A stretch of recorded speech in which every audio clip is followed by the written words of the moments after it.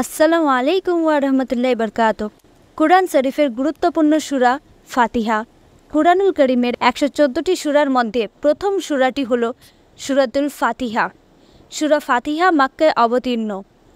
সূরা ফাতিহাকে ফাতিহাতুল কুরআন বা কুরআনের শুরু বলে অভিহিত করা হয়।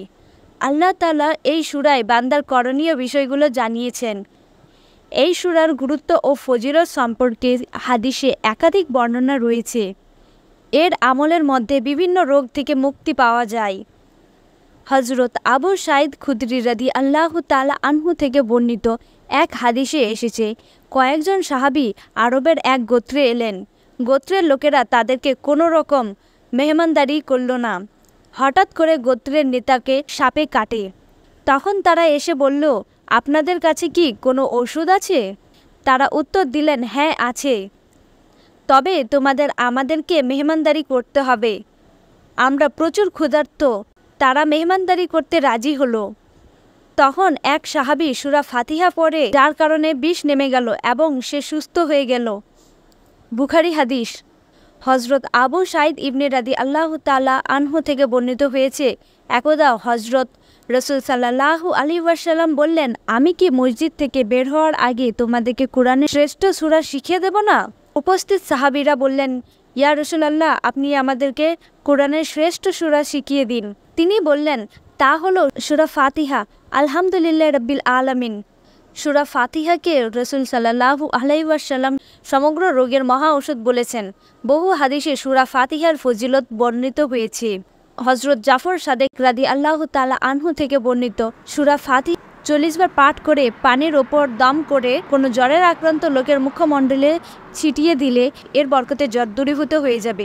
অন্য এক হাদিসে উল্লেখ করা আছে, ফরজের সুন্নত নামাজ আদায় করে ফরজ নামাজ আদায়ের আগে কেউ যদি বিসমিল্লাহ সহ সূরা ফাতিহা ৪০ বার পাঠ করতে পারে, তাহলে ওই ব্যক্তি নিঃসন্তান থাকলে তার সন্তান হবে, বেকার থাকলে চাকরি হবে, ঋণ থাকলে ঋণ পরিশোধের উপায় হয়ে যাবে, সম্পদহীন থাকলে সম্পদ লাভ হবে, অসুস্থ থাকলে সুস্থ হয়ে যাবে ও বিপদাপন্ন হলে উদ্ধার হয়ে যাবে। সুবহানাল্লাহ।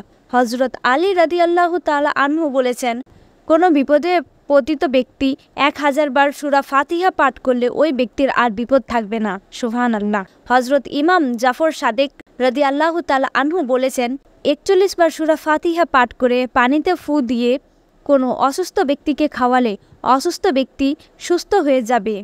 সুবহানাল্লাহ।